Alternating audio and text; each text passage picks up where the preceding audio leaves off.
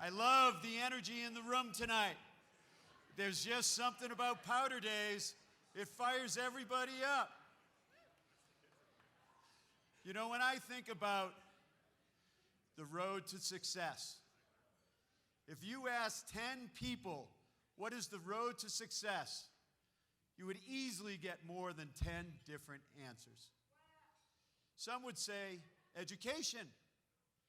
Others would claim and ramble on about organization, hard work, dedication, and on and on and on. The one thing I know about the road to success, it's not a straight path. It's an adventure. It's full of twists and unforeseen failures. There's no straight line. Sometimes it's fate, sprinkled with a little bit of luck. Always nice to have timing on your side. But I know this. For a kid from Connecticut who was born to a non-skiing family, who one day wakes up and thinks, I might be the most legendary ski coach in the world, you'd have to sit back and say, that's going to be a long road. A road that would flip through Flagstaff, Arizona, land a job, borrow a pair of skis, and through hard work and dedication, head of the U.S. men's ski team. Amazing. On the surface, Phil McNichol's path to the top took a twist of fate. But underneath, we see the character of the man. We all need coaches. We all need mentors. Think back in your own life. Who was that gym teacher, that teacher, that coach that lifted you up and said, you can do it? We're going to manifest together an outcome of achieving, of overcoming, of letting go of fear. Phil McNichol ushered in one of the greatest eras in the U.S. ski team's history. For 6 years, it was commonplace to hear the names of Rawls, Miller, Ligety, and others on top of the podium at World Championships, at Olympics, year in and year out. Oh, and we were proud because these were our skiers. And we knew the coaches because they were American coaches. And Phil had a plan, Factory Phil, team, culture, and environment. The secret sauce. Get everybody on the same page. Get everybody believing that Americans can stand on top of the podium. That takes a lot. But that trickles down to every ski racing team in every club across America, from the smallest hills in Pennsylvania to the biggest resorts in Vail, Colorado, Utah, and beyond. When every kid gets in that training gate and thinks, I could be it too. And it touches the heart and soul that drives the market. It was more than just medals that Phil accomplished. It was more than just podiums. He was building the dreams of a nation of kids that are entering college today that got there on scholarships. Kids that have become, in families, lifelong skiers. Memories that were made on chairlifts with parents and uncles and grandparents who showed up to watch those races. Tonight it's an honor to tell you more about Phil McNichol. Watch this. Head coach Phil McNichol was the common denominator in one of the most productive periods for the men's U.S. Alpine ski team, helping boost athletes like Bodie Miller, Darren Rolfs, Ted Ligety, and others to success at every level. McNichol grew up in a non-skiing family in Connecticut, tagging along with friends to ski. His first pair of skis were hand-me-downs from a friend's brother. His foray into coaching came by chance. On a trip west, he had stopped at Flagstaff, Arizona in time for a big snowstorm. Borrowing skis, he headed up to Arizona Snowball for his first powder experience, and then decided to stay, attending Northern Arizona University and coaching the college ski team on the side. In 1993, McNichol made his way north to Utah, coaching the Park City ski team. And then in 1997, he had an opportunity to join the U.S. ski team, first as a development coach and then working his way up to the Europa Cup team. After the 2002 Olympics, McNichol was selected as the head men's coach, igniting a period of historic success. In his tenure through 2008, 7 different athletes made it to the podium. His men's national team finished second in the season-long Nations Cup twice. And all told, his athletes took 98 World Cup podiums, including 42 victories, with 9 Olympic and World Championship medals. The period saw Bodie Miller and Darren Rolfs achieve unprecedented success. McNichol took advantage of that to create a culture that was based on overall team success, extending the strength of Miller and Rolfs down to every athlete on the team. In McNichol's first season in 2002-2003, Miller won 2 World Championship titles in St. Moritz, with Eric Schlope taking a breakthrough bronze behind Miller in the giant slalom. At the fabled Hahnenkamm Kitzbühel, Rolfs took the first American win since Buddy Werner in 1959. 2 years later, Miller took 2 more World Championship crowns, plus the overall World Cup Crystal Globe.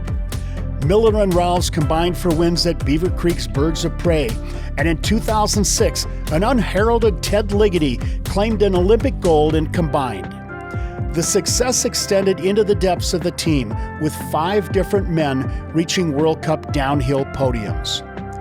A savvy business leader, after leaving the team, McNichol created the most notable ski racing event in Europe with the Alpine Rockfest in Italy's Trentino region. He also went to coach in Canada, helping boost the Canadian Alpine team to success as its high-performance director. For his leadership in building a culture of success with the U.S. men's alpine ski team, Phil McNichol is inducted into the U.S. Ski and Snowboard Hall of Fame.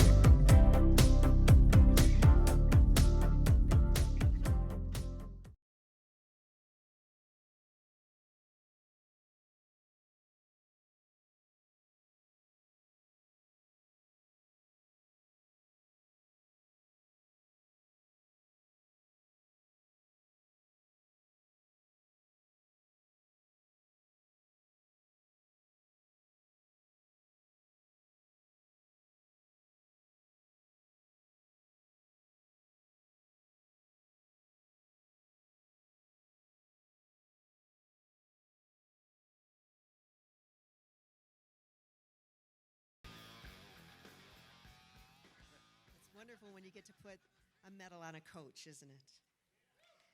Phil McNichol, having been elected by the 15 million skiers and snowboarders in America, we hereby bestow upon you on this night in Big Sky, Montana, our country's highest snow sport award, the Medal of Honor, and confer upon you from this day forward, Saturday, March 25th, 2023, induction into the U.S. Ski and Snowboard Hall of Fame, where, Coach, your accomplishments will forever be remembered.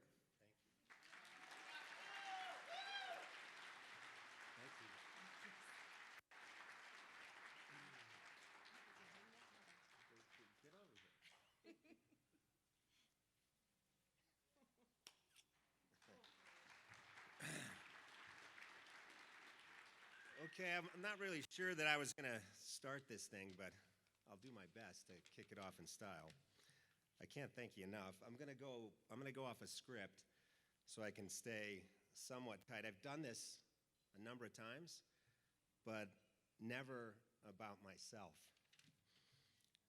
So just bear with me. I'd first like to congratulate all the inductees this weekend. Your achievements and contribution to the sport of skiing and snowboarding are truly inspiring. I also want to thank the U.S. Ski and Snowboard Hall of Fame and all those that voted for my induction.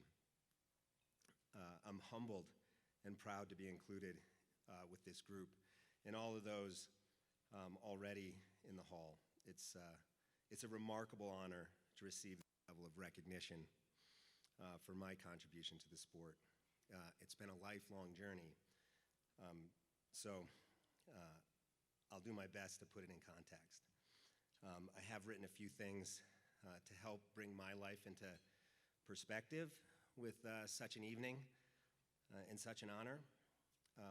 I'd first like to share a quote that is quite meaningful to me and was about how I did my work.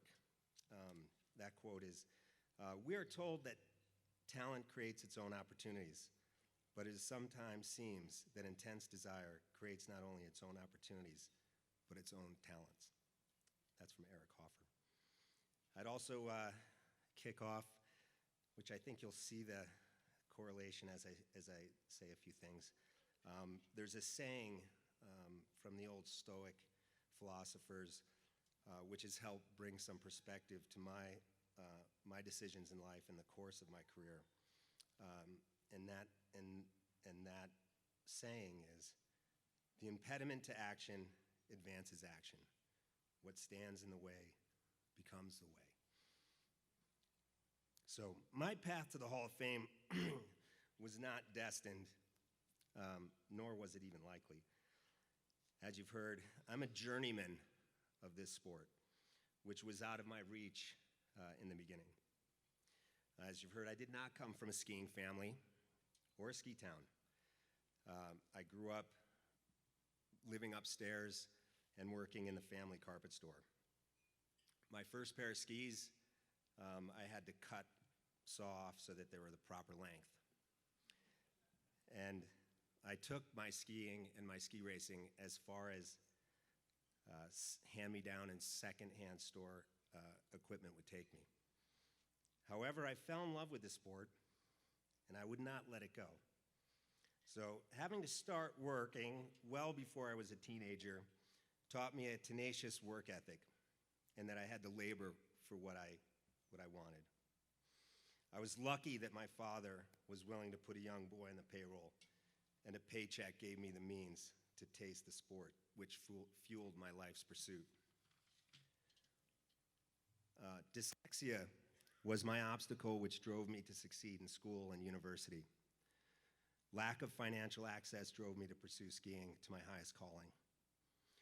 Always needing assistance and help led me to be a provider of help as a teacher, as a coach, and as a leader.